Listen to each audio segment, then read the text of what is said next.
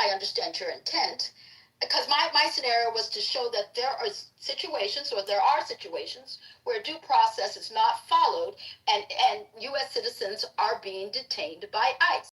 That is a fact, and that their First Amendment right and Second Amendment rights, such as the right to carry, etc., has been violated. I believe that her first statement when she got here was, "Let's be Socratic." Are you so That's stupid? what she I'm said. trying She to did do say that. She did say that. She did say don't know what that means. But yeah, but she doesn't want to have a Socratic conversation. Yeah, what he does actually, because I've seen this pattern of what he does, is he tries to get on someone else's information, and then either you disagree or agree. If you don't answer the questions to end up somewhere, then you can't get there. That's true. That's what a Socratic method is.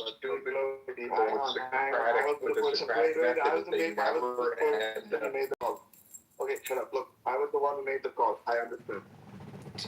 And be clear on the specifics of the encounter and the event, not in the abstract. So when you can break it down to the specifics, you can then see whether there was a denial of a due process or a right. But you have to define the case study. You have to. Yes, but there's so many But you right weren't now. doing that. You were talking in the abstract. Yeah, but I think I'm looking at a lot of the cases where I do feel in this current administration. Look. Now we know what conclusion Bray Vela is drawing. Right now, specifics do you think might be relevant here, Abby? What I think would be relevant is the behavior of the victim in those scenarios, whether the victim was in their law right protesting, they were protesting either at a permitted protest, or it fell within time, place, and manner. If the victim, whoever was ultimately harmed, did anything that caused a provocation, and if the line that then in the mind of the officer, there was a threat. And you just have to go through who did what, who said what, when did they did it, what time of day did they do it, how did they do it. Those are all questions. When you have someone make a blanket statement, someone's denied their due process, I will never just accept a statement like that. I want to know. I got to break a fact pattern down. I'm sorry, that's how Can I just read something? And by the way, that's how you should all think when you hear these things. You should break it down. Look, okay, Brian, you've heard like the criteria that Abby was using, right? Do you think you could point to like specific cases where you think a reasonable person or maybe the understanding of the law? Yeah, my understanding of law, and we'll go back to the Alex case. Yeah, I'll go back to the Alex case because I mean, my concern largely, and Abby, I love your insight on what the officers were perceiving, but from your fact pattern, it appears that when you look at it to Alex and those who were around, he did not approach with force, and again, that is yet to be determined because according to his attorneys and other people's attorneys, there was no force involved. He was holding a camera, so a recording, according to the Eighth Circuit Court of Appeals, right? You can record. You have the right to record a police or federal agents, ICE and CBP, in public places, as long as you're not physically interfering with their work, right? Okay, so quick question for you. Just looking at this, was there any interaction between the officers prior to that time when he approached them out in the street? Interfering with their work, yes, there actually was. You can see the video. Another video shows him being pushed onto the sidewalk and told basically to stay out of the street. Now, he has no legal authority to direct traffic or anything. He has no authority to intervene and come within close proximity of these people carrying out their duties. And so, therefore, that is a breach of their security. Now, I'll ask you, whose obligation is it to keep every citizen, federal law enforcement, and the people protesting safe? Whose job is that? That would be the Minneapolis Police Department. They were on site. Okay, so they failed their obligation there. So they should have been there. All right, hold on. told who you're in the street. So here's the deal. He then came back out on the street, then interfered. Now, if you go and you look at the areas of the law, it literally talks about assault, threats, resistance to law, to federal authority, interfering. Stop talking These here. These are all things that are all facts if you look at the law. And if you look at the law, these are the things that are going to matter in the case. Now, he had an interference before. He was told to stay on the sidewalk. He ignored them and came at them again. Okay? So this man has a history of defying authority. Which would then put in the reasonable mind, which puts in the reasonable mind of the officer that he is a potential threat because he's had a history, you know. And Abby, there's threats. They literally showed video on. You can't put it to these officers being told street saying they're going to kill them. So- as soon as there's threats, that's enough. Once the threat So happens, they're being charged with, if they're being charged, officers being charged with the crime, No. may I finish? His actions mitigate the possibility of a crime being committed by them because his actions mitigated it by having the prior threats. There you go. Well, but there was excessive force, which is the Fourth Amendment violation. How do you determine excessive force? Because when you look at it, they forced him to the ground, and again, they claim self-defense. Other people, They should have forced him to the ground, and when they shoot, they should shoot as many fucking times as they have to kill the person. Okay, That's But what what they're it shows supposed is to do, that, and that's what the again, Supreme excessive Court has force, said. because even though he had a gun, It's there was fucking no times, but reasonable. it said it that way. Yeah, but I think there was no perception because he had both of his hands were occupied. So he had the phone in his hands. If you looked at the video, right? He was unarmed, even though he had the gun in the back of his back area. There was no. So he was not unarmed. There was no And did reasonable they know threat. if there was He a was gun being in his pepper sock? sprayed.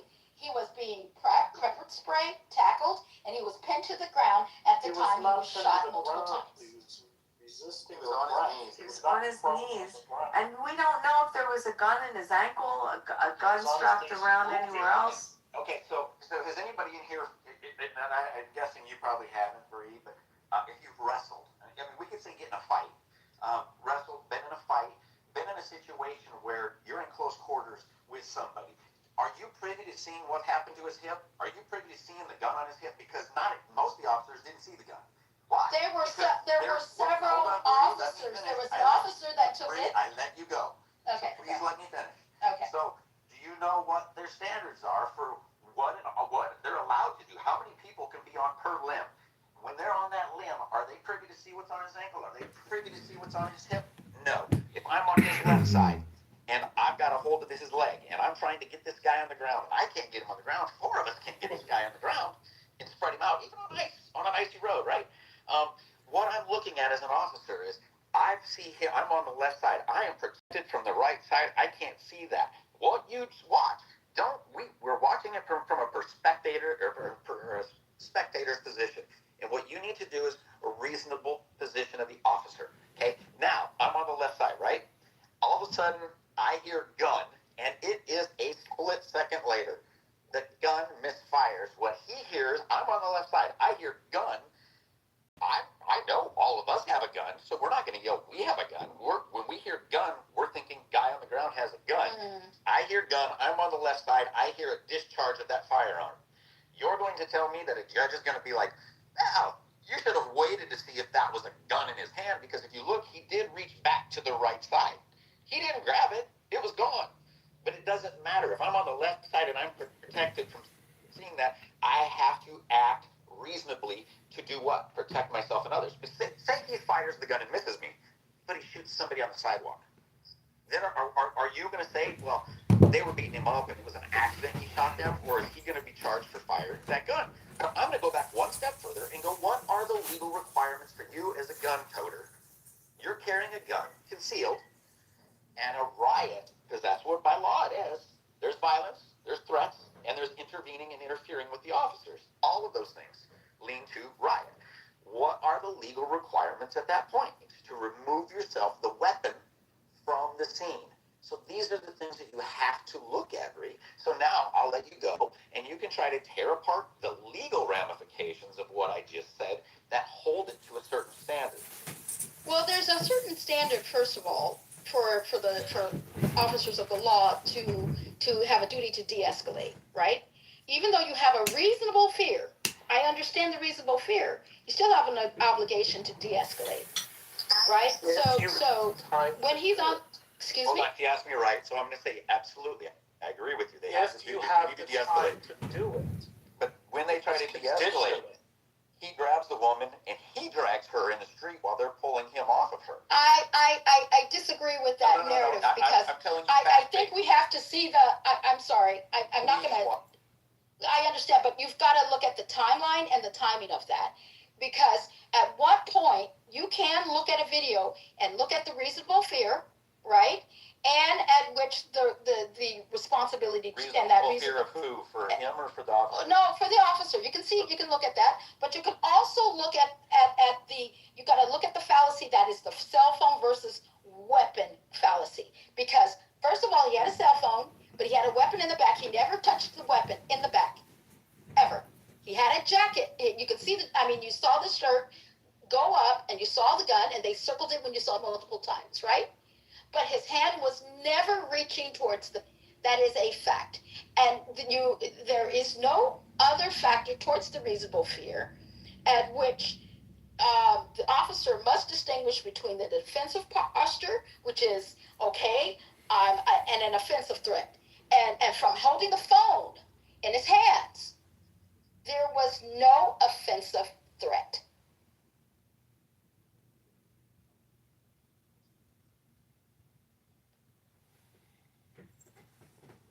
Where he kicked the police car and they detained him. Oh yeah, that was like a week before. Ice, you left out something about the facts of the case. The CPD was brought in to do crowd control because ICE was in the donut shop trying to apprehend somebody, and the protesters were blocking ICE from leaving the donut shop. That's what spawned this whole thing. And we don't know what happened prior to the video. This is so weird. Before she moved to the Bronx, she lived in Nashua. Really? That's She so moved from random. Nashua to the Bronx. Fine. You want me to be in your slow ass city? Nick, hold on. Nigga, we got a basketball team. We got 2 football teams. You have We got all every million dollar You want me to be in And your all the slow white ass people is buying up y'all property. city? My mama own her property, so I don't know. That's a Okay. whole Okay. Hello, She-Ho. No, wait, Jose, stop. You need to stop playing with me. I'm gonna be on a white I'm not horse even coming playing with into you. my You start office. calling me names Nah, you first. start defending that petty lover. So I gotta be a hoe because I'm friends with this nigga on the internet? Nigga that said he'll still do business with pedophiles. Oh, God. See what you got me into, Simone? Sorry. Well, you're a hoe because, well, I don't, that's not, come on. I'm a bad for her, man. I mean, All right, no way, Jose. Now, when they move you down, I ain't gonna bring you back up keep now. bringing me up. I But did when not. Hey, you can't kick it with no panties. I don't give a fuck. Okay. And you from LA? You know how we deal with panties. You better stop playing. That nigga just sound like his wrist bent. What? Nothing. That's cool. Hands with one hand holding his phone and the other held up to protect himself from being maced. Pretty reached to wrap his hands around the fallen woman, apparently trying to help her up. An agent shoved Pretty and the woman fell, still embracing. According to the New York Times, Pretty then tried to pull away and made no threatening movements towards the agents, who pulled him backward and forced him to the ground. Pretty was restrained by several agents on the ground with both of his arms pinned down by his head. The agent then pepper sprayed Pretty, hit him with the pepper spray canister multiple times, while another agent in gray removed Pretty's firearm from his hip.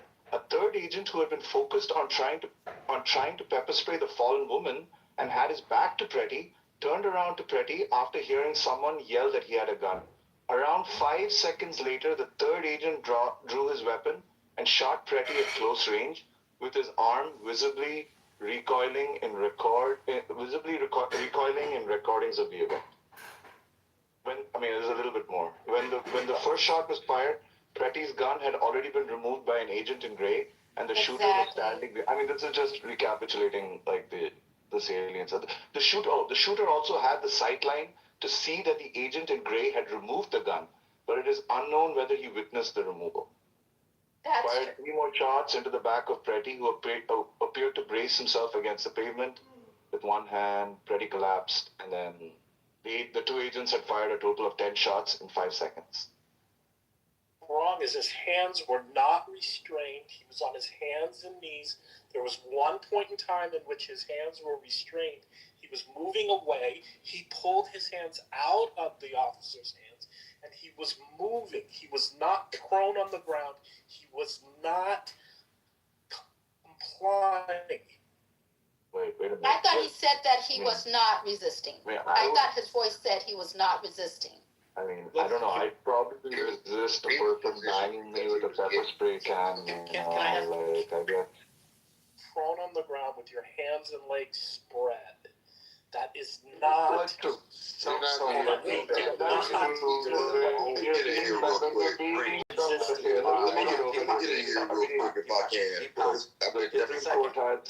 Court has said very clearly that when you're being hit on the face with a pepper spray canister, you just sit and take it like a man. Right? Yeah. So that's on Pretty.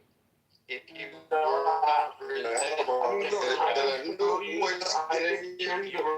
is this just going to be a source where it says Pretty was restrained by several? So you're disputing this part, right? Pretty was restrained by several agents on the ground with both of his arms pinned down by the head.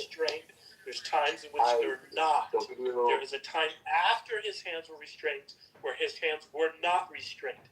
It happened at the same time that the guy hit him in the head with the mace can. He was not complying. He was resisting arrest in every video. You're making 2 different claims here. One is that there was some point in time at which his hands weren't restrained. I'm not sure what the relevance of that is exactly. And the second is that, he was resisting arrest. What do you mean he was resisting arrest? He's down on the ground, right? He's gotten pepper sprayed. He's getting hit on the head with, have you ever seen a high-speed pursuit? What do they tell them to do? At the end of a high-speed pursuit, they get you prone on the ground. You're flat on your stomach. Your arms and legs are spread in what they call the prone position. He was on his hands and knees. I'm not contradicting myself. Watch the video. You're not answering the question, though. In what sense? Exactly what I'm saying, which is at one point in time, his hands were restrained by 2 of the officers. After that, his hands were not restrained, and he was moving around. He was not pinned. He was not prone. He was resisting. He was moving.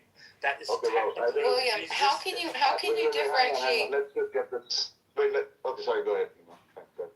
Thank you, Deepak. How can you differentiate? I don't know. Have you ever been jumped before by more than one person?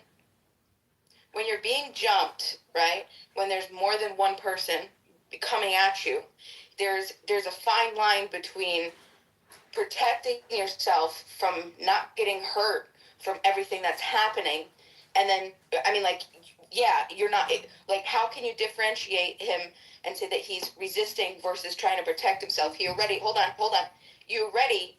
saw and know that he was trying to pick up the woman. We saw the pepper spray happen, right? Pepper spray, you're that's in your face, that's one thing. And now all of a sudden he's not resisting, would be fighting back. He was bracing down because he was getting jumped.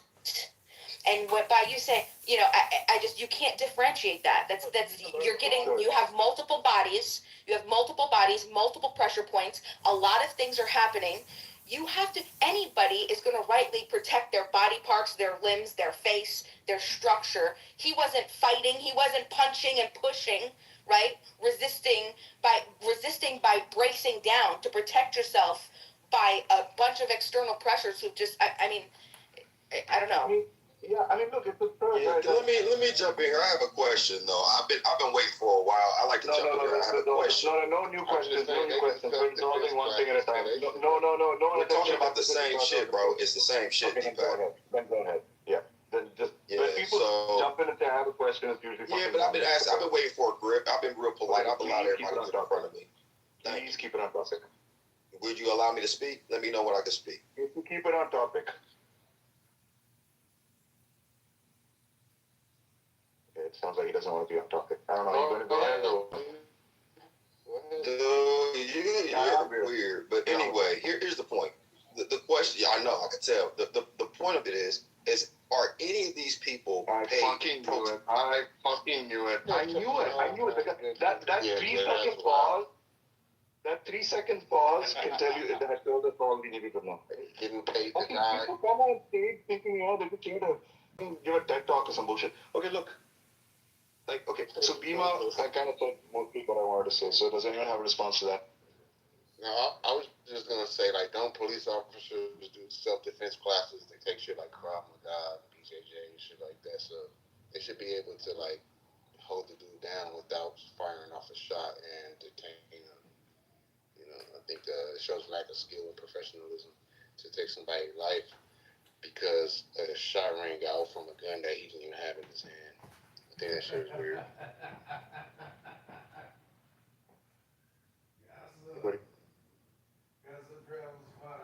I mean, Bhima's point is simply that, like, there's a difference between, like, resisting arrest and, like, protecting your body parts when you're being, like, smashed in the face with a pepper spray canister, right? You don't force yourself to your knees again. You go face down and get your hands out, as I think it was Williams stated earlier. There's a prone position, and that keeps you from getting your face beat in. If it was me and I'm getting my face beat in, I'm putting my face to the ground and I'm covering my face and my head, just like if somebody were kicking That's you. easy ice to say, like, hindsight, though. But when these things are happening, right? How many times have people done that and their arms and shoulders have just been broken off? And I mean, like, there's just so many things that what do you mean? You just said without hindsight, because that's exactly what an officer is required to do, and what the law states is viewing it without hindsight. Now, you're an officer of the law. How many officers get shot in the line of duty a year? You don't know, but I'm going to guess it's a lot. We're starting to drift off topic again. No, we're going back to the law. You wanted to talk about the fact that you aren't in a prone position. Bro, act this way, there's a justification for the officer to act in their way. He had multiple points, multiple people touching him, grabbing him, pulling him in different ways, right? He just didn't have one direction. It wasn't just one person telling him what to do. It wasn't clear. It wasn't okay, this is what I'm doing. It wasn't do you know what I'm saying? There was people are coming from all over, and it's complete chaos in that moment. Okay. And I think that it's unreasonable to what's he required to do by law? What is he required It's not to do by about law? what he's required to do by law. It's about what actually happens. Because, dude, when you're being jumped, goes by. when You know what the judge tells all right, go ahead. Do you know what the judge tells the jury before the case even starts?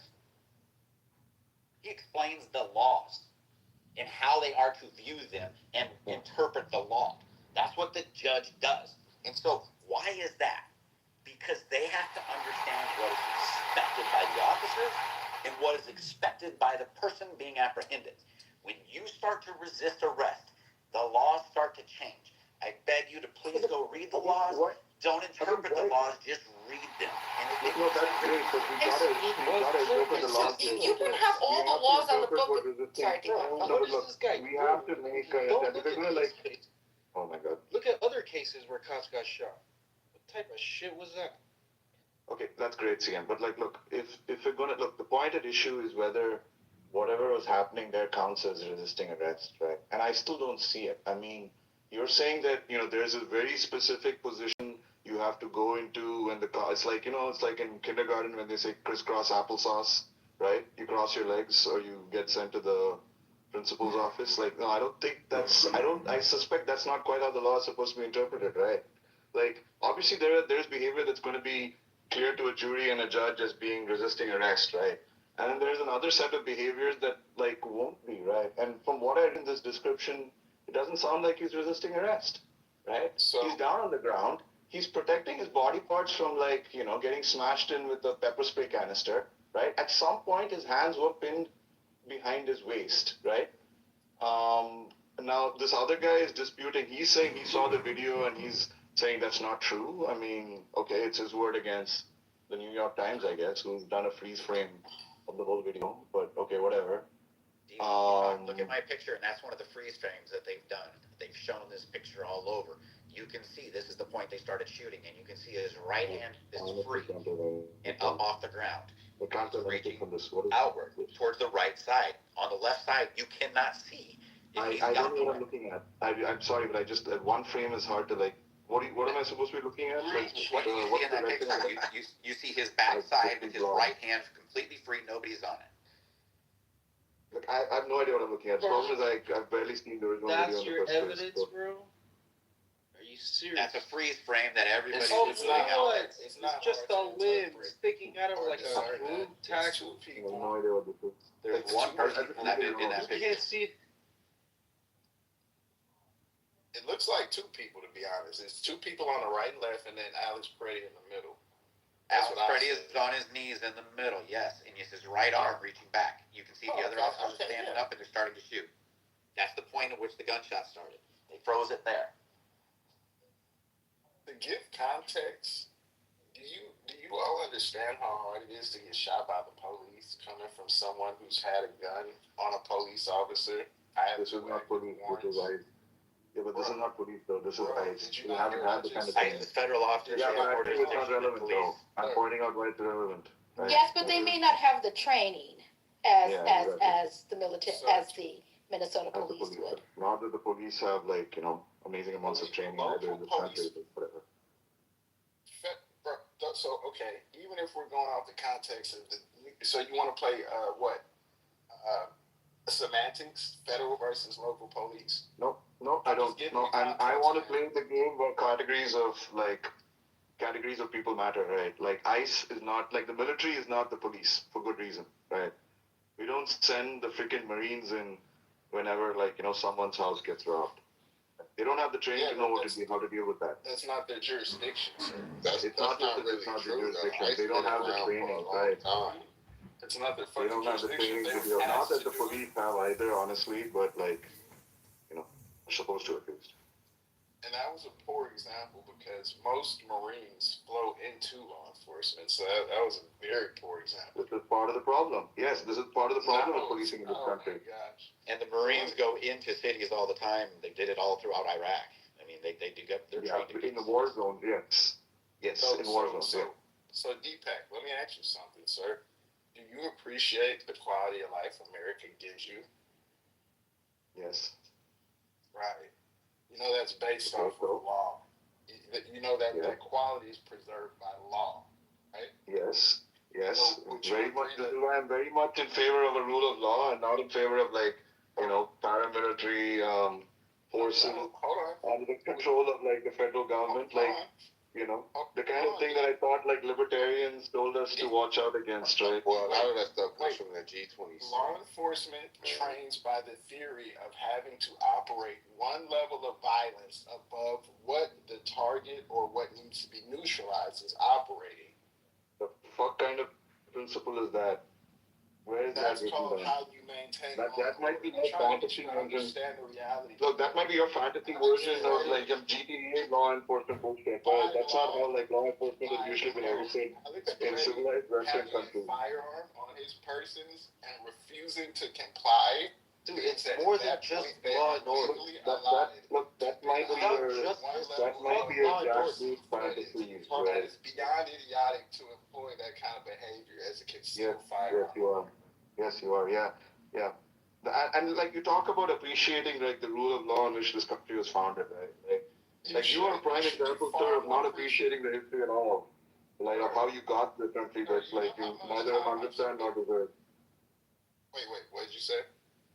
I said you are a prime example of someone not understanding, right, what the country that the principles of the country was founded on, right? Like that you neither understand nor deserve. So, sir, I understand. Oh, go ahead, Ice. I'm sorry. This is Deepak.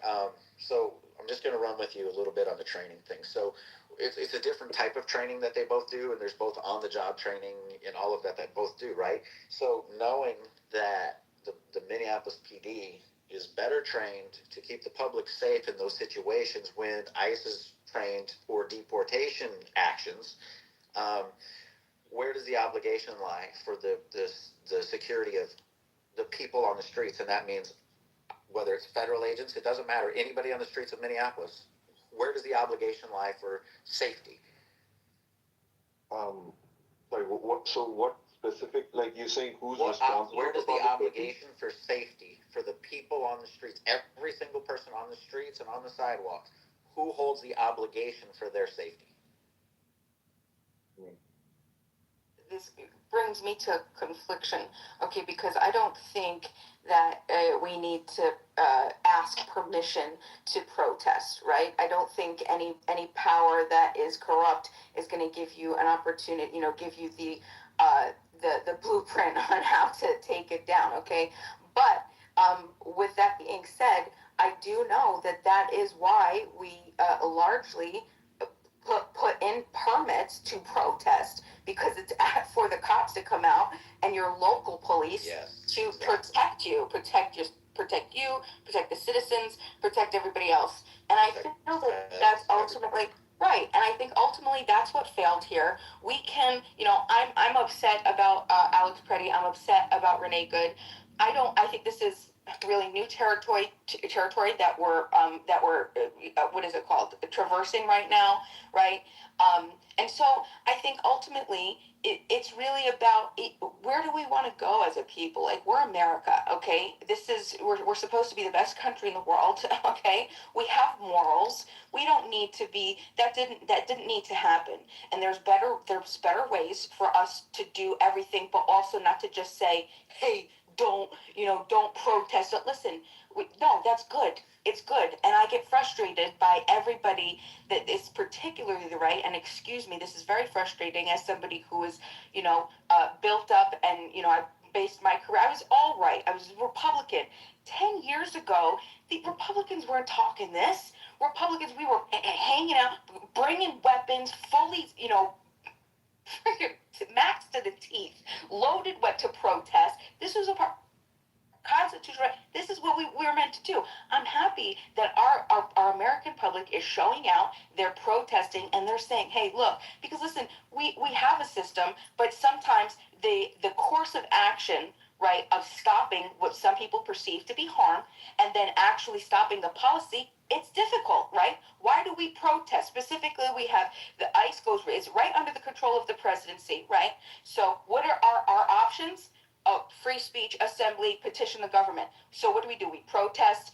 That's going to influence public opinion. Public opinion is supposed to influence our elections. Then the legislators are supposed to, respond to them. That's a long process. It's a good thing that we have our citizens coming out and protesting. I'm happy, right? But let's regulate that in a way that is not regulated through violent force, okay? But regulate it through, okay, let's figure out better ways to organize. So it just didn't need to happen. Whether it's we put it on our the local jurisdiction, the mayors, the governors, that they should have been out there. They should. Even your county executive. My county executive goes to every single. Any little thing that's popped up, that's all he does all day. He's been to every single protest. It doesn't matter how big or small. He shows up. He makes sure everybody's protected. Okay. That stuff should have had there should have been something else there, right? And so exactly my point. And what we had is we had a governor and a mayor just really being, let's just call it anti this administration, so they didn't want to cooperate. Now, certain counties in Minnesota do cooperate and have said they work great, and actually they've said they've gotten a little bitter because they want to take credit. ICE wants to take credit for it, but a lot of very violent people were handed over to them. Those counties, the sheriff said, no, we'll cooperate. Minneapolis was different, right? That was Sanctuary City. So we had that issue. Now, what happens is I throw this out there. There's a history in Minnesota, and we all know it. They burned a police precinct down. They've looted. They've literally set buildings on fire. They have burned cars. They've pulled people from cars. They've literally destroyed a federal vehicle, stole classified documents, stole weapons from a federal vehicle. We've watched all this happen just recently. And that's the difference. You just said it. The rights got out and protested, but they were peaceful and they had guns. They were loaded to the gills with guns. Hold on. They were loaded to the gills with guns, and nothing happened. So this is my point. Hold on. I'm just about done. My point is, there's a very difference, and the problem is the officials in every city and state should be very aware of the reality of what's going on. It was all over before these shootings happened. It was all over with these guys being pelted with ice balls, snowballs. They get them, pour water on them, throwing things at them, pouring things on them, screaming at them, telling them they're going to kill them, telling them they were, going to beat their ass. All these things were going on for days. It was all over the news, social media, and yet they didn't do anything. But what they did is they came out and said, well, our police officers are more worried about preventing important things like murder. Well, 2 people died, and stores got beat to hell because ICE officers were inside. One, they thought, ICE officers are in this hotel, and they beat the shit out of the hotel. Now, these are the things that if you had the police in the streets, you start detaining people. Shortly after that, there was some place that they showed, like 750 people got detained. The cops said, there's enough of this. And guess what happened? Everything de-escalated. Okay, that's what we have to do. But we also have to admit we've got politicians who say things in office. Now, I'm going to use a standard that was set. You can look it up for fact check me, but Trump said peacefully and patriotically walk down to the Capitol. Now, some of those people became assholes. Some broke windows. Some did stupid shit. We're not going to disagree there. But they wanted to impeach him over that. They wanted to have all sorts of problems. But we literally had people on the other side saying, don't stop fighting. Take to the streets. There should be blood in the streets. We'll bury him under the Capitol. We will do this. You kick him. You chase him out of the restaurant. All of these things. In all of the stuff, you have to ask. Hold on. 2 more seconds. 5 more seconds. You just have to ask yourself. Why are you talking about January 6th right now, man? There was a parallel. Standard is what I'm saying. You gotta let us get on the mic, Brady. You're literally having people in Washington, D.C. that can't get in trouble, telling the people in the streets, go do shit they shouldn't be doing. They can literally say, I didn't tell them to actually burn anything. I didn't tell them to actually kill anybody. So that's the difference. We have politicians that are fucking stoking the fires, and the people are paying the consequences. Yo, Bima, you understand that from what I interpreted, unless I misconstrued what you said, you kind of just word saladed your way to admitting that was the result of the left's impulsive ass actions. And going forward, what I challenge you to do is, because you never hear this amongst you law enforcement detractors, you never mention, not even one. You would think most of y'all would have like the shock value ingrained name of Laken Riley. Remember that name? Beautiful smile, beautiful future. Riley was all never. You guys never. I get it, Freddie, Renee Good. That was like supposed to be a George Floyd martyr and it failed. But just have some unbiased respect.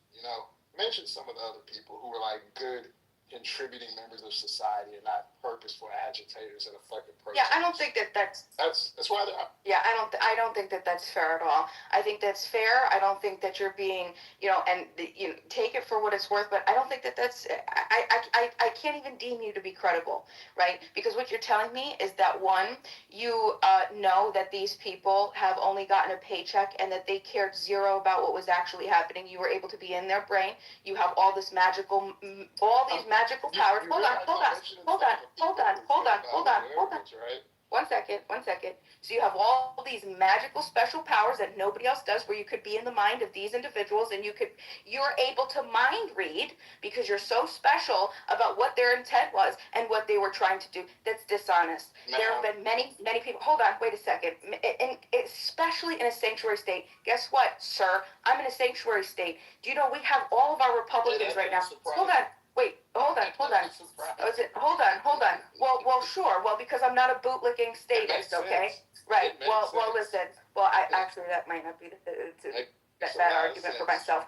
But okay, yeah, but the point is that don't try to you're gonna discredit yourself by pretending to mind read and say that they're well, absolutely, because it's a, well, sure, because it's not a logical argument to claim that they're just sitting there and then you use these words, right, these dishonest words to say and to say an adjective. Well, I'll explain.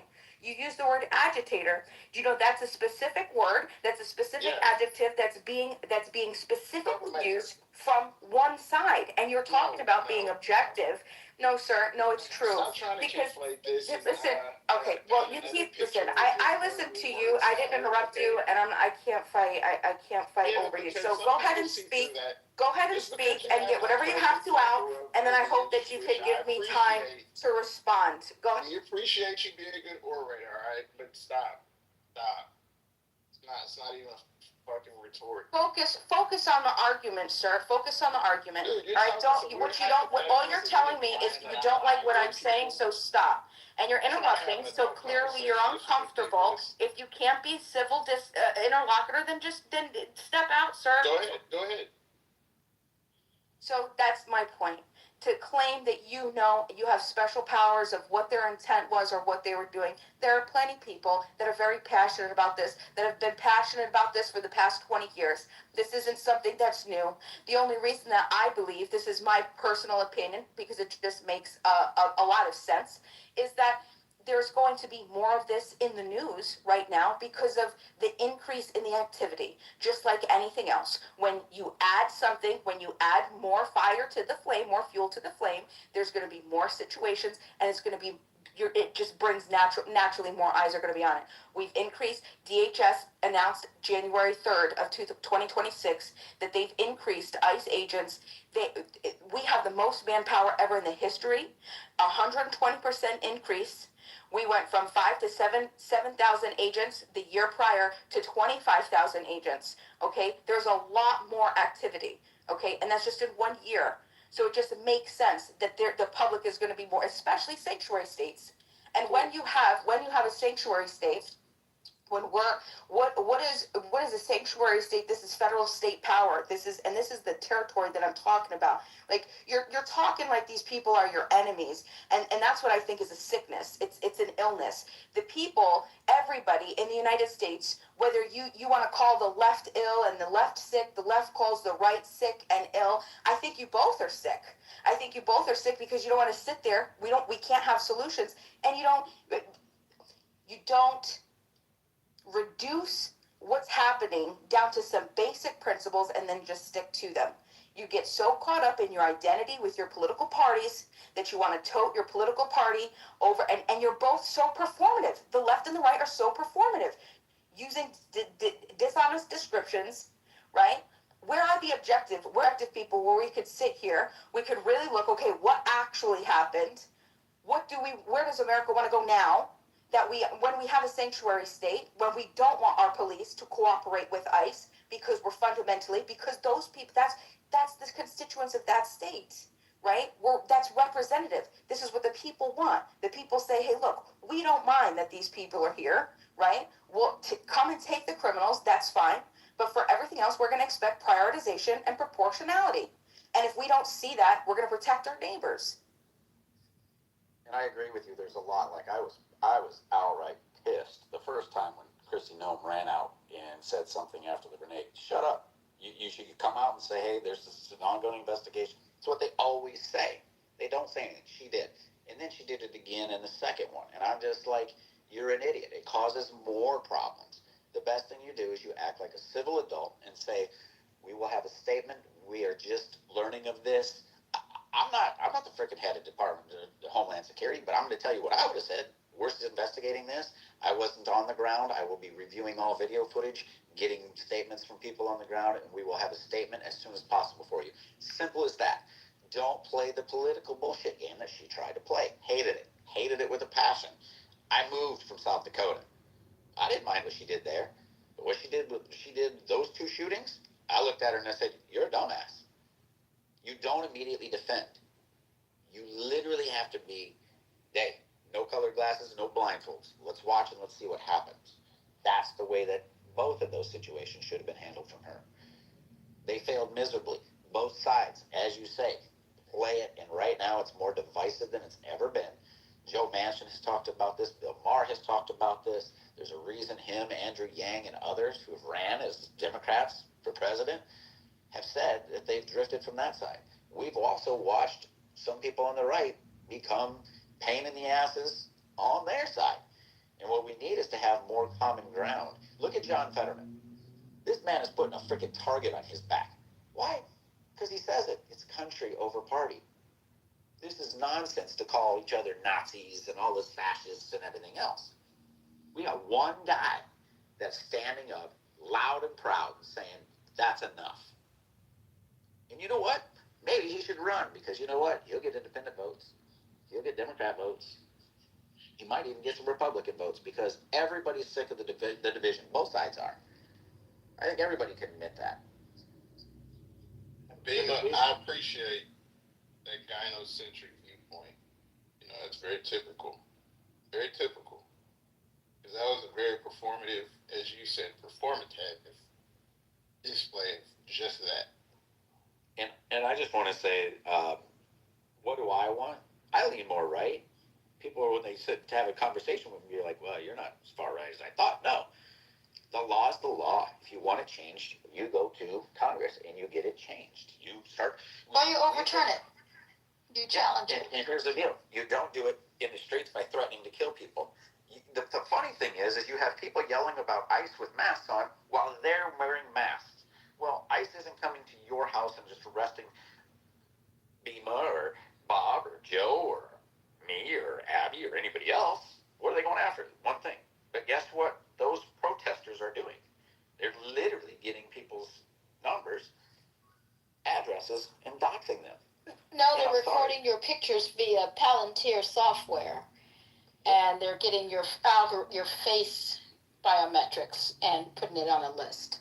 Yeah, and we also have the evidence that they were using Signal, and the fact is there was a guy, his name was, I believe, Alex Q, who was summoned to that position 15 minutes prior. He got it. Before that, Alex Q was very active on Signal on that group chat. Since the day of his shooting, since the time of his shooting, moments before, Alex Q, I'll be there in 10 minutes, I think he said on his last message. Since he's been shot, Alex Q is no longer messaging. There's issues with that. They were literally running plates, doing those things. That's not okay, and it's all going to come to light. We can't have protests like that. I'm with you. Take to the streets and do it right. Hell, Martin Luther King, look at the shit that was said to him and done to him, and what did he do? March peacefully. He was leading by an example. You don't think he had anger? You don't think he had frustration? Oh, hell yes, that man did. But he knew you don't win that way. Start showing compassion. Somebody calls you that frickin' nasty frickin' name, you just, I love you, brother, and just keep walking. And you know what? He got more done than anybody because he finally had the balls to say, I gotta be the bigger man. So let me be the angel advocate here. I'm going to challenge you on it because I feel, as I'm going back to the theme of the room, you know, whether Trump is evil or etc., the compassion I feel has been overrated right now because, as they say, woke is dead. Being compassionate, empathetic is dead, right? I'm of the opposite mind. I believe in empathy and compassion.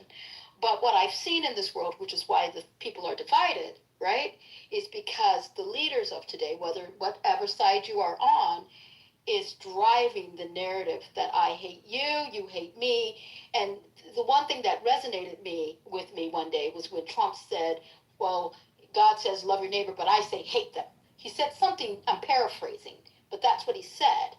And if you're getting that from the top down, you're only going to spread the sickness. That's just my opinion. Yeah, like Obama encouraged guys to fucking marry each other. Hey, I'm not in their life. What I am is I've got 3 children that I need to raise in this country, right? And I need them to understand what compassion is. Because what I do believe, and this is just from my spiritual belief, is that it says, and this comes from me, saying we have to love one another. And by love is the greatest power to produce change. Whether, because if we're both in a boat sink, we all go down together, or we figure a way to fix it. Or if your kids' sake, you take a more staunch stance on who they follow. having to follow some gay sympathizer ain't gonna turn out nothing good. See, I taught my daughter to understand politicians are corrupt and they're fucked up and they'll kill people just to stay in power. And that's kind of the people we want to be running our country because it's ruthless to rule the world. And it takes a narcissistic person to be able to do what they have to do to run the world. And every politician is exactly the same. I taught my daughter to look for people that show empathy in that realm and not to idolize people like sports stars, rock stars, politicians. I didn't rely on the fact that the president of the country is supposed to be empathetic, even though they lie, cheat, steal, and murder and have for our entire life and probably the entire life of this country. Yeah, so every politician is not evil, sir. Just go ahead and start with Abraham Lincoln, who after the Whig Party went ahead and deceived Congress to pass the 13th Amendment, take a blot on his presidential legacy. Pretty upstanding sounding gentleman. Yeah. I'll give you that he's better than most. Sure. Yeah, but he believed in the separation of the races, even though he did the emancipation. He did not believe in equality. Exactly. Yeah. Alright, so I don't really think that's a viable argument. I think that's what is it, anecdotal. Given what his presidential legacy reflects, you, ma'am, would be discredited. No, I'm not discredited. He did say it in writings, what he felt about Negroes, as he would say in parentheses at that time, right? Ma'am. No, I'm not. I'm a reader. She's absolutely right. He did She is absolutely right on ma'am. this one. He's not wrong. So, Jesus Christ. See, some of y'all can't be written in the book of life. But anyway, so at that period of time, what's considered a cultural norm that's not taboo. We're not talking about something that was anywhere near present tense societal measure of what it would be now seen as. That was the fucking cultural norm. I mean, Jesus Christ, he blotted his presidential legacy to free what were still considered 3/5 of fucking humans. I don't give a fuck what he wrote. His actions have the merit. And personally, if you look at the history and the numbers of slavery, the foundation of blacks, most of us are very convoluted, claiming African shit that does not pertain to us at fucking all. The Bible reiterates this. The numbers, our numbers that were affected, are extremely low. Extremely much lower than what they've been taught to you and personified as in fucking school.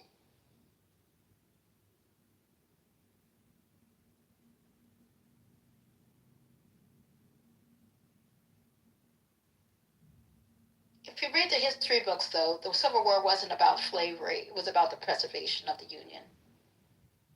Well, my point was that all politicians ain't evil. And this nation, the liberties we have, we enjoy.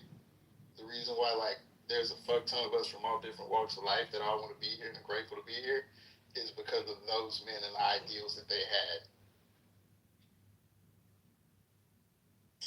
There's also about the expansion of the Union. I mean, those are nuances that are, attached to this great vision. Just don't be so content with it. I think that's if I were to give you any constructive criticism, I know you didn't ask for it, and I know you definitely won't likely consider it or care what I have to say, but it's frustrating when so many people don't think that there's better ways that things could be done, and that we could have better solutions, we could have more peaceful solutions versus constant violent back force always. If we were, and if you believe in all of the things that you're saying about this nation, you understand that it's been an evolution from the very first document, from the Declaration of Independence. Okay, that was a set of principles that superseded the ideals of the time, the practicality of that time, and abolitionists, women's rights. We look to that to continue to push for the principles that all human beings are created equal with unalienable rights by their creator to pursue life, liberty, and happiness. Right. And so what I would invite everybody to do is not be content. Know that likely there's a lot of things that we're doing wrong today that we're going to in 25 and 50 years, we're going to look back at 100 years and say, wow, right? The next generations are going to say, what were they doing? What was grandpa doing?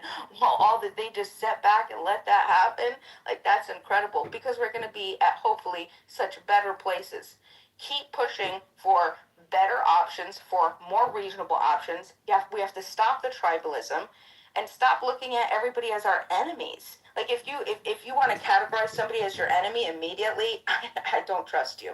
I don't trust you, because you're not being honest with yourself. Because you're saying that our neighbors here, culturally, we actually want to harm each other. And we know that that's not true. We know that we all are human beings. We get up, we have our little issues, we got our health concerns, we got our family, we got the kids, we got the career. We just want to live, love for the short little time that we have, praise God, take our gifts, and continue just like everybody else. So how can we maximize that for everybody and not cause harm? And just coming out and, oh, shouldn't have protest. So look, there's so much division. Where can you, what I would ask you to do, if you were to make a claim about anything, learn to falsify your claims. Like, create null hypotheses instead of statements, and then sit with that and present it to a room so you don't get yourself in an echo chamber. Bima, that's literally the definition of having a gynocentric outlook. That's not the reality of the country, of our poise and magnitude and sphere of influence. I'm willing to die on this following fucking hill that this is all partially fucking laden in that pure, putrid hatred for the reemergence of definitive, lawful, order-following, statute imputing, white, Christian, straight, staunch masculinity coming back. The return law and order. I swear to God, this is partially laden in that shit. Years ago, when Colin Powell and Condoleezza Rice were trotting around, y'all didn't have there weren't this many hyper-focused fucking geopolitical overnight wizards. Now everybody's fucking got a fucking digestible take on how the Trump administration is making 45 fucking mistakes from Monday. You know?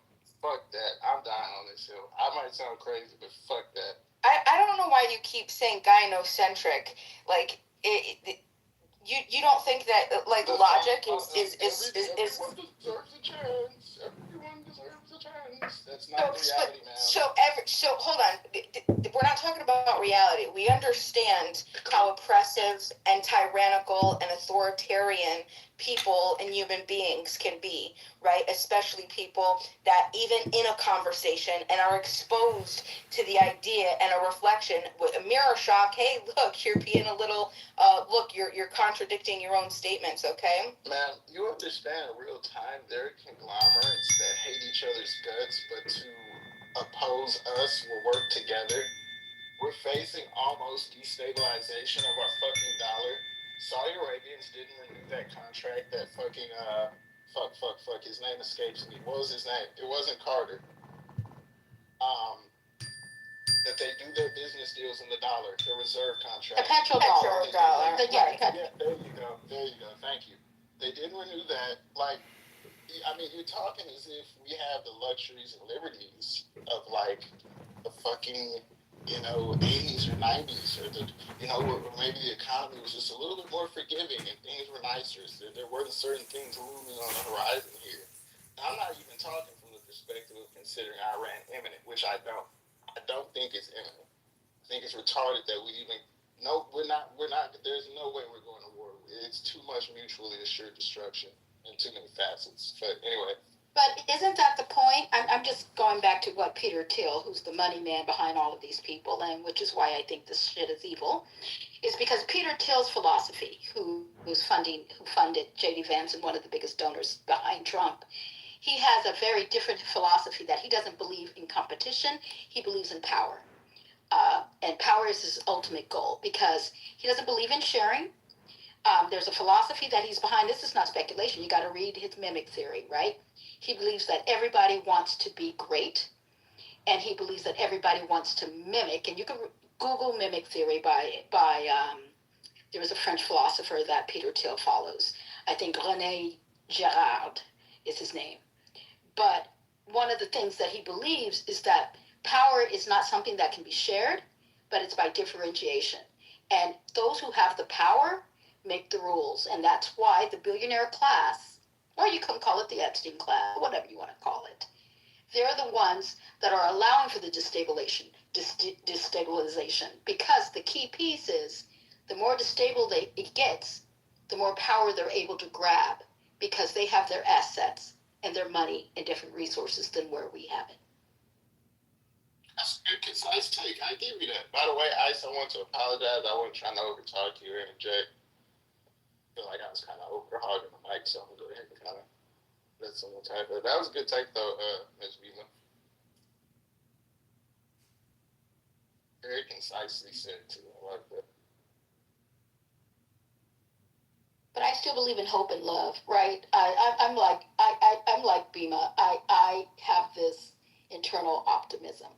But as I look at the reality of the money, and even if you read the Epstein files and their intent to create destabilization in regions, when regions are destable, it's up for grabs for whatever money goes in there. So like Venezuela, it wasn't the small companies or little business people that went in there. It was the big money people that went in there so that they can go ahead and export. And that's why I look at the money.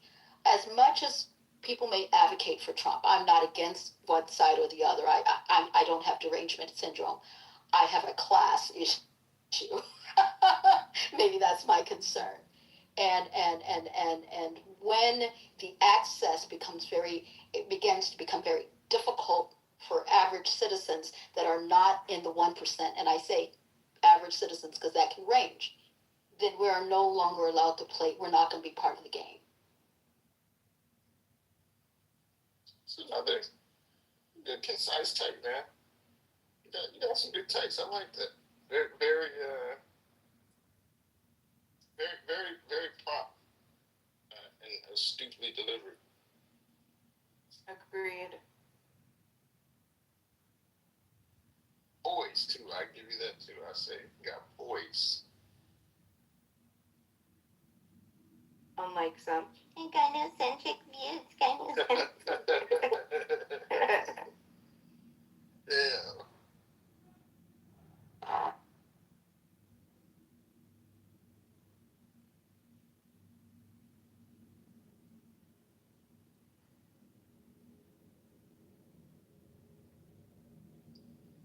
Mike is on you, Ice.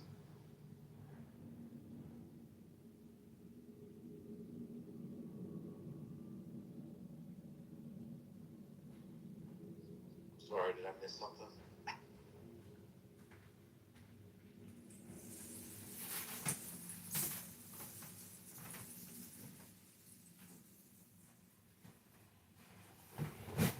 We're waiting for your logical mic that you have, Ice. You seem to have a balanced opinion on many things. I didn't hear the very last couple of things you guys were talking about. I was in the chatting, so I apologize. I wasn't really focused. So.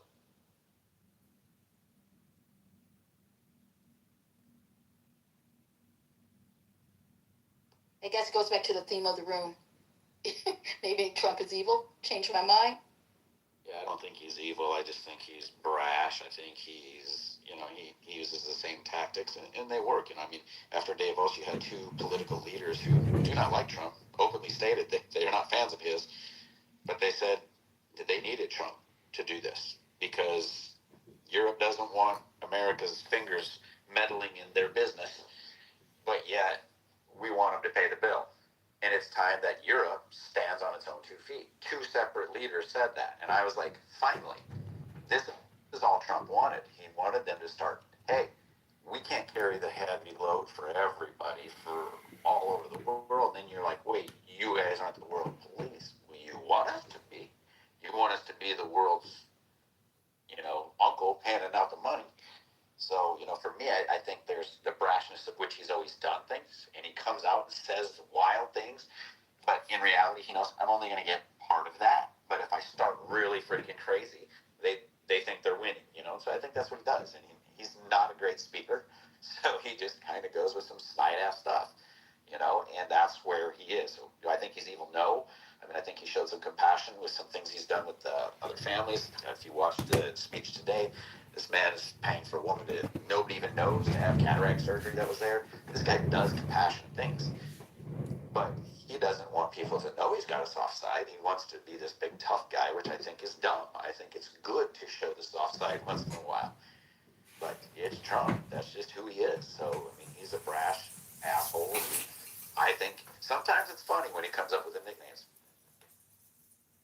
Other times it's completely inappropriate. It's just like, dude, just stop. So do I think he's evil? Absolutely not. He's got all the money he would ever needed. He really thought it would be easier to I can clean this up. I know it's broke because he was part of it. He's admitted that. Yeah, I know exactly what the loopholes are. We need to close them, That's finally something that was said. Name another politician that has said that, We need that. But the problem is we've talked about this earlier in the room. The corruption is so deep. You have people coming in, and if they're broke, and in a few years, they're worth $8 million. You got one who started a wine company who's only made one bottle of wine that's called Devil's Lies, which you can't even buy, and it's worth $15 million or whatever. It's like, this is what's happening. These guys,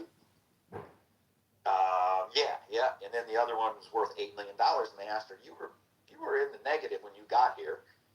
Can you tell us how you're worth $8 million now? And she refused to respond. She just kept walking. And I was just like, and this is on both sides. There's a lot of wealth that's being generated. And I just want to say, Martha Stewart's poor ass, she just got, okay, you can call it insider trading, but somebody said, yo, shit's about to dump. Would all of us then say, fuck, I got to save myself? Well, look what the Pelosi's did. Bought a bunch of NVIDIA before they pulled the deal off for the government. Then, after they got a whole shitload of hell about it, they held on to it for a long time. But then all of a sudden, just before they're like, okay, fine, we'll make you happy, they sell theirs. And a few weeks later, NVIDIA tanks. Don't think that they had some inside information because there were some things that happened with the contracts with the government. You don't think they knew. We let politicians get away with it on both sides. And in my opinion, every single person starts gaining net wealth. We need to be looking at, why did you do that? I don't think a single politician should be allowed to invest. Their close immediate family and people in their extended family should not be allowed to be investing in anything that they are voting on or passing legislation on, passing bills that might be giving contracts out. Nope. Because guess what? I'm going to call up my friend Ravella. I don't know how you say her name. I hope I get it right. But hey, here's the deal. I can't do this, but if you put in $200,000 in Lockheed Martin, it'll be worth $2 million in 12 months. We can't have that happen. It's time we put our foot down. They do have laws against that, but the problem is that it's difficult to track. Like, you can't tell who knows what, when, where, why, and how, unless you track every phone call, everything that every person knows. Right. Every person knows. Actually, Shai, that has changed. The Foreign Corrupt Practices and the corruption offices and the current administration have now closed down. People have stepped down, and there's no enforcement. The FCPA or any type of corruption is right now being squashed at DOJ. That is a fact. You can research it. No, that's fine. But the point is, people act like what all the things that happened under Trump in the past 1 year have been happening for the entirety of America. And that's not the entirety of America. That's a small glimpse in American history, right? It's a flip on the map of American history. And things can go back. This is I don't care that certain things changed recently. I care that what the overall character of the state has been over time. I And it's not been good. People really need to stop doing that. It's like, oh, Trump became a god in I office. never said that. I just said the current state of the corruption law. Yeah, the current have state. now. That's the current state. Things Yeah, change, but things the laws change on back. That wasn't happening. There's always corruption in every system, right? Because systems are systems are made by men, and the issue with is that what people men and not women, of course.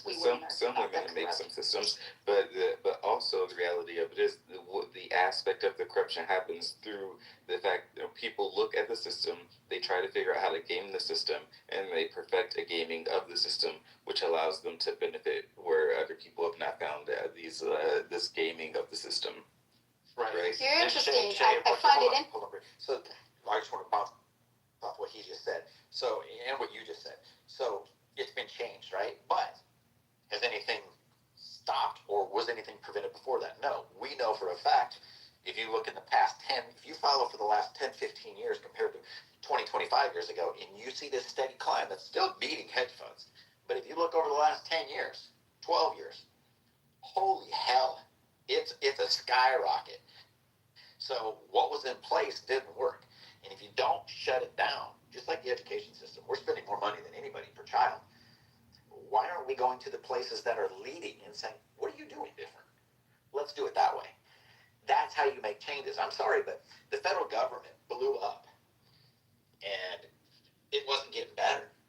Things become bogged down. I think it was Mark Cuban who said, you know, I'm paraphrasing here a little bit, but I think he was like, you got $1 coin, and this is Cuban, who's a Democrat. He says, you give the Democrats this $1 coin, tell them they got to sell it for 50 cents. It's going to take them 6 months or whatever he said to get a committee together to figure out how they're going to sell it for 50 cents. He goes, then you give it to Donald Trump and say sell it for $2, and he just sells it, you know. And what he's saying is the system is bogged down. When you get more people in all the time, everything just keeps growing. Government doesn't have to grow. Government doesn't always have to create laws. Government doesn't have to keep the laws on the books. The things that are killing us is all the red tape. They asked every Fortune 500 company that left, why did you leave? Taxes, number one. Number two, regulations. Two things that we keep wanting to force on them. But the beauty of it is they go to a country that has no regulations, no emissions, but we're still going to buy their stuff there. In America, you got to be clean, but we'll buy it over to China and do it. And yeah, but people in China, people in China are wearing face masks because of the amount of smoke and pollution that they have in their cities, right? Yeah. If you go into like Chicago or a main city, developed city in America, you don't have to wear a face mask to cover your face from all the local pollution. I mean, there was one point you had to, right, in like Los Angeles, or you probably should be in Los Angeles and probably New York and places like that, but because of regulations, people don't have to do that. A lot of it is about also caring about the environment. The government has a stake in the environment and the preservation of the environment. That's why they have certain laws regarding that. As far as school goes, the American child, right? You can go somewhere in Bumfuck, Alabama or Oklahoma, and you will see that they have a better or higher standard of living than most people in other countries, most children in other countries, right? Including China, including Russia, including Saudi Arabia, maybe not Saudi Arabia, but they're also working on a different like reality. But that's the reality of America. America has a vested interest in maintaining certain standards for certain people for all of its citizens, actually. Well, that was a point, but again, I disagree. I only because I'm looking at the evolution of her. Like you said, I agree. Maybe we'll go back, but full transparency. We are decentralizing, and I'm okay with decentralization. I'm not a federalist in any way, but you're decentralizing the standards of education. And I agree with you, Ice, when you were speaking about Trump coming in and didn't want to foot the bill for the EU. But when you create an environment of animosity and you create an environment of tariffs, because the tariffs in the reality are a taxation against the citizens. It is not paid by the importer or well, it's paid by the importer, but not this seller in the other country. They are paid by the citizens of this country. And so what happens is that when you begin to blow up the rules-based system that we had, where we all agree, and that's the same standard that we have in the United States. We have a constitution that we agreed to go by. We have a checks and balance of the system. When you begin to challenge the checks and balance, whether it's the rule base of internal government or external government, you begin to shake the foundation, and there is no it becomes an us against them type of world. So what happens when we, of course, we're competitive and we were the best in the world, but we're not anymore. Let's just be full transparent. We're not producing the best cars. And the partnerships that are developing based on current paradigms, people are creating relationships and trade relationships that are going to exclude U.S. What happens? You think that we want people to go and do their own thing, but when they don't buy from us, what are you going to do? Threaten them with high tariffs or bombs? They will choose to go to other people. The reality is America's not understanding, and I'm an American and I love my passport, but I'm looking to go everywhere. But I'm seeing the reality as a person who sees this country and love the country, but really concerned about the direction it's going in, whether it's this administration or the ones before. When you begin to isolate yourself and you believe to rely on isolationism, and you remove the competition where we become the best and the brightest in the world, and you begin to put international students and you ban immigrant. It's not just the bad immigrations. The students are not wanting to come to this country. They're going to Canada. They're going to all the other countries. The key piece to the innovation that I believe is the education that we had from many people, from people coming in and pouring into our educational systems too. That we are now, we've never been number one, really, to be very transparent. We're like number 25 or even 40 on the educational list. And now the products that we have, we don't produce our own, but we can't produce everything. We're not going to go back to mercantilism because we begin to produce everything. We don't even have enough expertise in our own people to produce everything we want to do. So we'll go ahead and buy the semiconductor chips from Taiwan because that's the way the infrastructure does. And we try to manufacture t-shirts. Maybe let's bring that back here. But the competitive stuff, we're losing. And when we're looking at rare earths being produced, and it's not that China produces it, they just learned how to refine rare earth minerals very good. We haven't decided to invest in that technology here in the United States. But instead, we decide to go into Venezuela and hope that they got rare earths. But we make policies against countries that may have rare earth, but because of other issues, so we got to look at what direction we're moving in, and perhaps become a little bit mindful on these relationships that we don't blup. So there's something to that, but I think that the federal government in every country, right, has to think about the relationships that it has with other countries on all levels, right? So they're multifaceted issues with every country, and America, like every other country, has to make those types of decisions because countries don't work, like you said, in isolation. So the isolationists are wrong because everybody else in the world, like their economies are interwoven with one another, and they will continue to be interwoven with one another because no single country has everything that they need. So they have to borrow from this place and use this place to do some manufacturing and do some other stuff right here and there. As far as education goes, America's education issue is more so is individualistic. If you look at the education system, is it individualistic? I'm sorry. I don't think we're individualistic. We have a standard. No. The American educational system, compared to many other countries, is very individualistic. No, we don't have a global standard. That means, but we do. It's not. Excuse me. There is a mandatory K through 12 education, right? Which means you have to educate your child, but you can educate your child at home. You have to make sure they meet certain criteria as far as reading and writing and arithmetic, those types of things, right? And that's foundation that's given to you by the by the state to ensure that you are educating your child. That is something that's mandatory.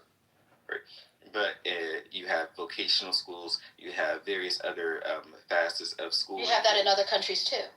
Very, very seldomly. In the No, Germany, you have it. You have the Realschule, you have the Hochschule, and then you have the university. You have the same thing in France. You have the traditional Bac, you have the baccalaureate, you have the Bac. You have different countries. In Japan, you have the same thing. I'm more A levels, O levels. It's No, different. we're talking about like these top schools or countries of schools, right? That you're talking about, which include Russia and China, which I was speaking about specifically, not Western Europe. No, I said Japan and Singapore. They have O levels, A levels equivalent. So they're just as competitive. The standards about math. Let me just be full.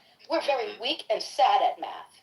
We don't even know our geography. I agree with you, and yet people from all of these other high level countries are going to American universities. No, they're not anymore. They're going to Canada. They only have it in the past. They're not couple coming of years. here anymore. So you're talking about in the past couple of years. I'm not talking about in the past 10 years, 15 years, 20 years. Yeah, but there's a trend to shift. What those people did was they went to America, sent their kids to America, learned how the systems worked better, and then imported them into their countries. That's what happened. They learned from what America was doing.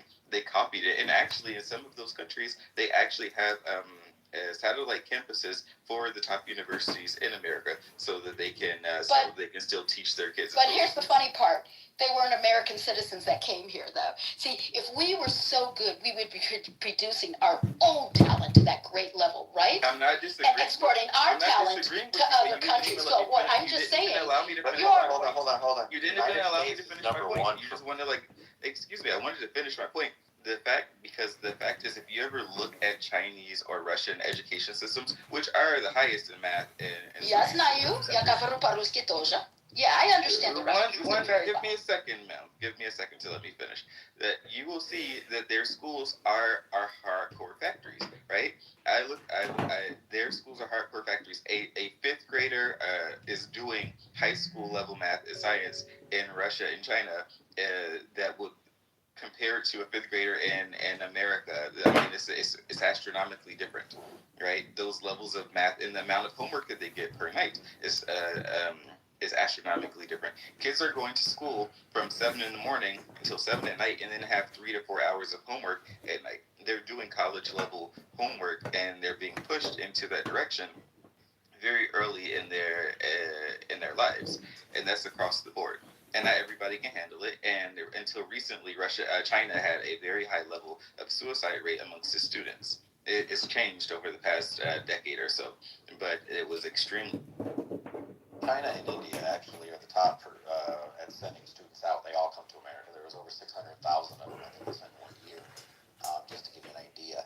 So America's schools are still highly considered at the tops. I mean, when they send over, I think, 1 million, I think it is, globally, but America is the #1 source for those. Those kids still come here and excel. There's a reason. There's the way that they've been raised to understand the education system, to respect the education system, to respect the education itself. #1. #2, to say that we're not a manufacturing superpower, you'd have to explain to me then how. I never said we're not a manufacturing. Well, you said we can't be. But we're not producing like we used to. Well, to be very transparent. Our cars? Hold on. When we talk about cars, this is where I'm going. You would have to explain to me how Germany, considered one of the best car makers in the world, has got Mercedes and BMW here. And actually, if you want to know the truth, BMW America is by far the largest manufacturing facility in the world. You know why? Because we have. Hold on. But it's because of imports, though. Let me finish. I'm in import and export. Yeah, it's because of the imports. A fuck ton of them. Okay, we export everything that's produced here. And you know what? We now, in America, BMW America makes the chips for the BMWs, and because we're consumers. BMW. U.S. is the biggest consumer. You know we export a fuck ton of BMWs. Yes, but what's the country of origin? What's the country of origin, though? What's the country of origin on the goods? Because it's not all U.S. Because what you have to understand is we do a lot of the assembly. We manufacture. We're not doing all the finished parts here. What Bavarian Motors Works facility by March 1 year broke the record in the history of the company for the most sold pre-sold BMWs. That's an exception. happening every year since. Okay, so what's True, happening but I'm is saying this the has BMW grown. line You have of not let me importing. finish. I let you roll. Okay. BMW is now talking about having their transmissions made in America. So to say that we can't be leaders in the auto industry, you have to explain to me why BMW is so huge and saying we can do this here and we can now put the transmissions, have them made there. And you know what? Now I'm going to go a little bit further. Okay? They're proving that it works. They literally have tests to be able to apply. That's how many people they got wanting to work for them. Okay? So people will line up to build cars. And they make money, clearly. But we want to talk about tariffs. What are tariffs? We heard the Supreme Court say it. They're taxes. Yeah. Right? And I in math class, we're terrible. America's terrible at math. But if I put a 1, an equal sign, and a 1, I can interchange those, right? I can't put a 1 and a 2, but I can put 1 equals 1. And if taxes are tariffs, then, or if tariffs are taxes, then guess what? Taxes are tariffs. And we're okay tariffing a country in our own country to produce. We'll tariff our own country. Where does the taxes and the tariffs, who pays those? Oh, us as the consumer. It's a cost of building the products, right? So we're okay tariffing an American company, building in America, but we don't want to, we're going to take Apple, for instance. We will go ahead and let Apple leave because the taxes get too high. And they had a profit of $252 billion, of which zero was taxed. Now, they did a study on Greenville, South Carolina. If every person there spent $20 a week at a local mom and pop shop, okay, what is it, 60,000 people, Greenville, something like that, but they spend $20 a week at a mom and pop shop, a little cafe, the local hardware stores. They determined that it would bring an extra $300 million into the local economy because of the way it recirculates. That's just the people spending $20 a week. What do you think $252 billion recirculating in the U.S. economy, what would that equate to? So we let them It's not leave. The same. It is the same. No, it isn't the same. You know, Tariffs are a blanket. It's a blanket on a product. Now, taxation, the taxation of a corporation, when they do and build the facility, it's a different taxation of sales, generation of sales. It's not tariffs. When they sell the product. Yeah, but when they sell the products, the sales of products of what's sold at Apple, they're sold. We're going to sell a hairdryer. Yeah, Okay. when you're selling that, that's sold. That's sales tax. That's sales tax within a region. So a state will have a sales tax. A city will have a sales tax. Every time I buy an Apple phone, it has a sales tax. If the Fed raises the taxes, who the fuck pays it? Do you think? See, you're seeing it differently. The feds will raise. I'm saying it very clearly. No, actually, you're seeing the taxes difference. Okay, hold on. No, because tariffs and taxes, there are taxes on people, but they're applied in different ways. The importer pays the taxes on goods that come in, and that importer passes its cost on to the citizens, and that can be anywhere in the states. Right? Anywhere. Whereas sales, when you're talking about Apple producing $200 billion worth of and not paying taxes, profit. Yes, because they incorporated themselves. First of all, they're incorporated, I think, in Delaware. But when they do their sales structure, what was going inside and how they structure it, they probably got a sales entity in the EU, which captures most of their international sales. Where you missed is you didn't listen to everything I said. Their overseas profit was $252 billion. That's the point. Yeah. Okay. And that's the difference. Hold on. Every country, every company. Simple back and forth. You've never let me even finish, so this will be a simple back and forth. So I'm okay doing that with you. $252 billion. Let's just say that American companies, they don't pay a fair share. What's their fair share? Do you know what they pay? What would Apple pay on taxes? What would their tax share burden be on $252 billion in profits? You're still missing the point because No, tariffs. No, because they're going to have an incorporation outside. Completely. You're doing it on purpose. No, I'm not doing it on purpose because I don't think you're seeing. No, taxes and tariffs are two different. They're still taxes, but they're not applied the same way. The Supreme Court said they are. They didn't say they're applied the same way. I said taxes are tariffs, but they roll down to the consumer. Taxes of a company. Taxes on the company is taxes on the company. Yep. Tariffs are taxes on the citizens and the consumers of that company. Of that country. That's not true either. And Apple is incorporated in California, so there's a lot of misinformation going on. Yes, but they're incorporated. You can have an incorporation, but their legal entity, I believe has the Delaware courts because of the tax structure in the United States. You can break it down. A lot of companies in Silicon Valley. I don't think that's true. Okay. Our taxes cost of doing business. Bottom line. Yes. Thank you. That's my point. And when I have a business and I look at that, I look at my profits and I said, shit, I got to pay more taxes. Guess what I do to my prices? All my buildings, every single one of them goes up. Why? I'm not eating it. Maybe not. That depends on market forces. Can you raise your price and still sell your product? Everybody The point to her long rambling thing that she completely failed on is the fact that the tariffs have brought in $5 trillion in jobs and infrastructure, manufacturing, $500 billion. Where? Give me your evidence. Give me your evidence. Give me your evidence. Don't interrupt me. Let me I'm just finish. asking for the evidence. You're spilling facts. You have impulse control. Because you won't yeah, let maybe me I finish. do. But I just need, when won't you're let spilling me stuff, finish. give me facts.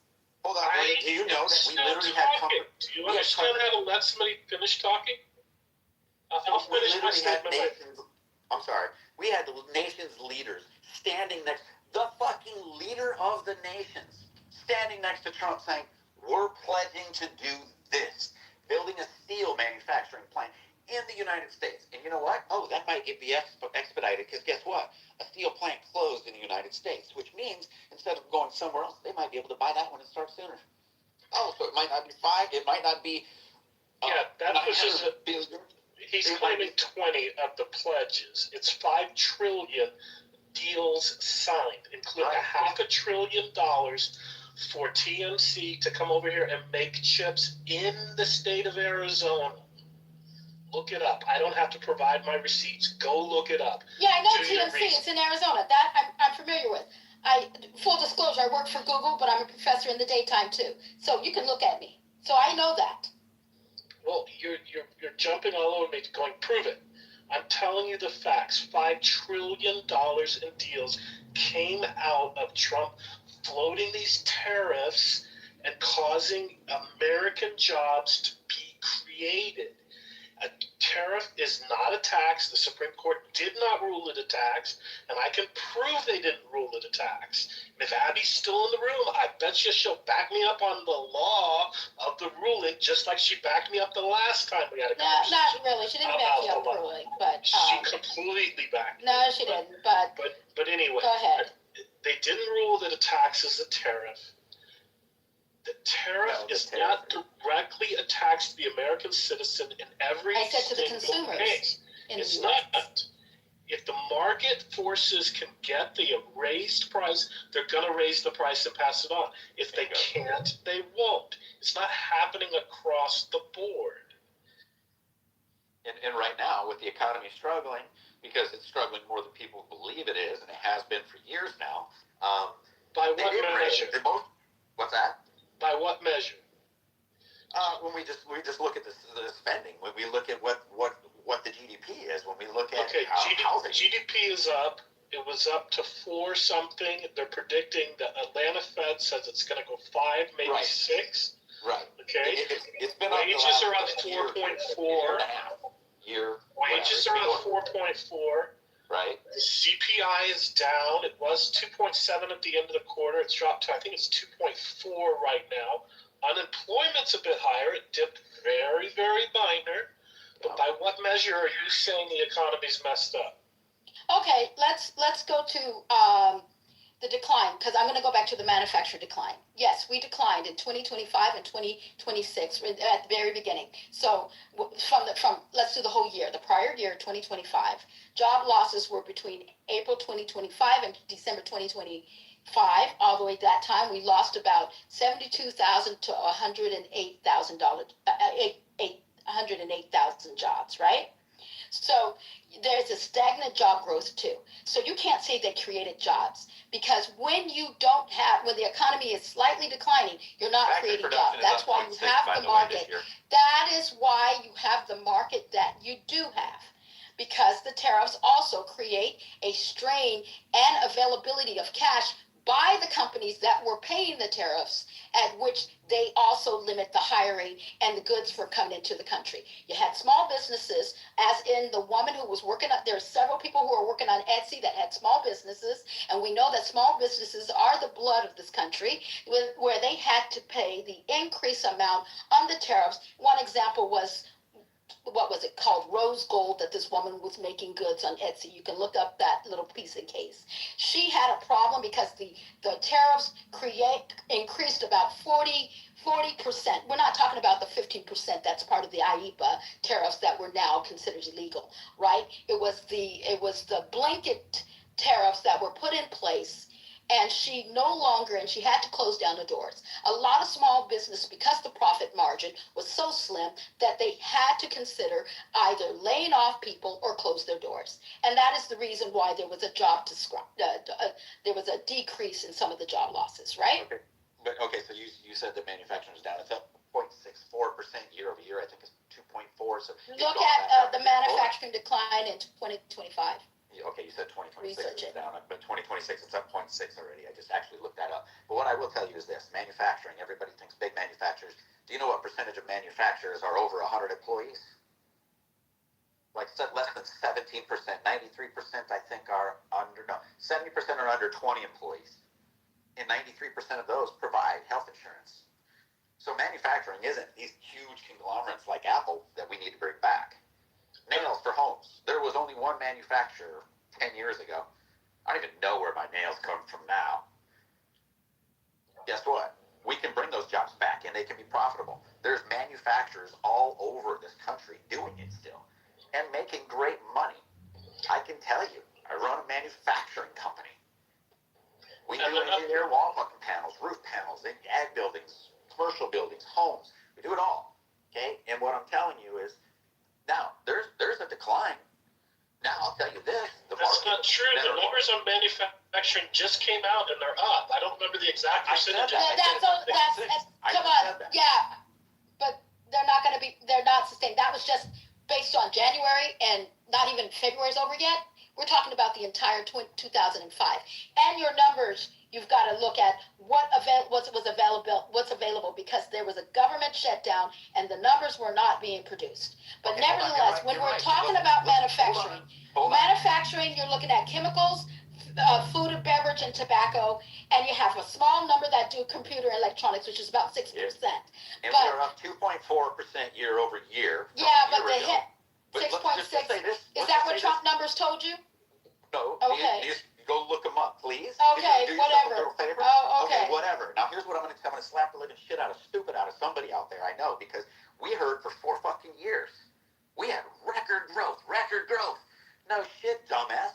We fucking shut the country down. But good God, let's let the Democrats get on TV and say, I'm not picking so many fucking new jobs this month. Well, fucking let me shut the bitch down. I'll shut this fucking country down, and then every motherfucking day I'll set a new record when I open it. For fuck's sakes, it's not hard to say all these things that they've been saying for fucking 4 years, and then they say, well, we're just riding our coattails. When something bad goes wrong, it's fucking Trump's fault. When it's good, it's the fucking last guy's fault. And let's be real. Whose fucking fault is it that we got 22% inflation in 4 fucking years? You just took fucking 22% out of every dollar somebody makes and fucking pulled it out of their paycheck. I hope you like it. Guess what? There ain't nothing about that economy that was good, but they told us it was. They told us the inflation was transitory. The fucking left economists, the left-leaning economists said, guess what? Inflation's going to be way up here this quarter. So I guess we both could agree that the numbers are not good from either side. We have to admit we were wrong. We didn't expect this. We didn't see it coming. You had the Fed not lower interest rates, and part of the fucking chair, the board, wrote a dissent about it, saying we should be lowering it. But now Powell didn't want to do it. Why? Fuck it, it's anti-Trump. We all know that. He's pushing that motherfucker hard to lower rates. Lower rates and see what happens.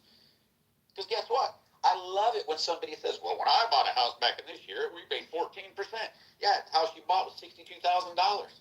Why don't you go see what it is at 6% when you're spending $500,000? Totally different fucking category.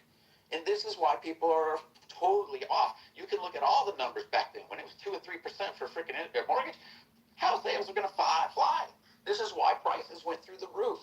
prices over doubled. On the water down here went from $1 million for a very nice lot to $1.25 million to now it's over 2.5 for any lot. And you got to tear the house down because it needs to be tore down. That's over double. On the Intracoastal, $5 million plus.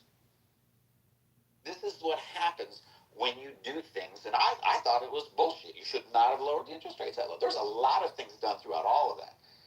The $3 trillion stimulus package totally destroyed us. We were at, 3.8 or 3.9 trillion, I believe it was, before COVID. They added $3 trillion, and we're actually above that number. We never lost that $3 trillion. It's not coming back down. They're just finding new ways to spend it because America knows we're already up to 6.8. Let's go to 7. And it's going there.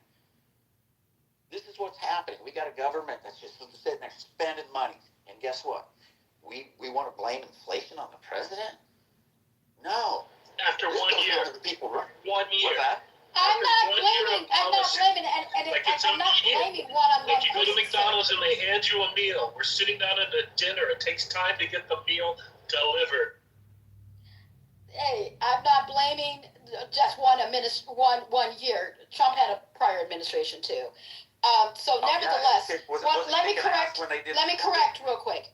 Yes, Apple, but Alphabet, Amazon, Meta, Microsoft, and Netflix are all Delaware corps. And so what I'm trying to say is that most of the businesses are going to be Delaware corps. Why? Is because that's a corp, that's a state that doesn't evolve or pay where you have to deal with taxes, right? That was one of just like Nevada, just like Texas. It's either a choice between those few states. So I stand corrected on Apple, but I know that all my other tech companies and a lot of major manufacturing companies are Delaware corps. Correct. Now let me stand corrected too, and you need to correct yourself too. Manufacturing. Let to be very clear. Yes, 70% we got manufacturers, but you know what they are? You got 12% that are chemical. You have 11% that are food and beverage and tobacco. Of course we're going to have tobacco. We created the cigarettes and the little vape pens, right? No problem. You got maybe 6% of all our manufacturing. You throw in TMSC, you throw them in there? Yes, but we only have 6% of the global semiconductors, communication, and the medical devices, right? Transportation equipment. And that includes automobiles, aircrafts, Boeing. Yes, we have Boeing, but Airbus is in France, but we only do 6%. Now you have the coming competition of electronic cars coming up where we got to compete with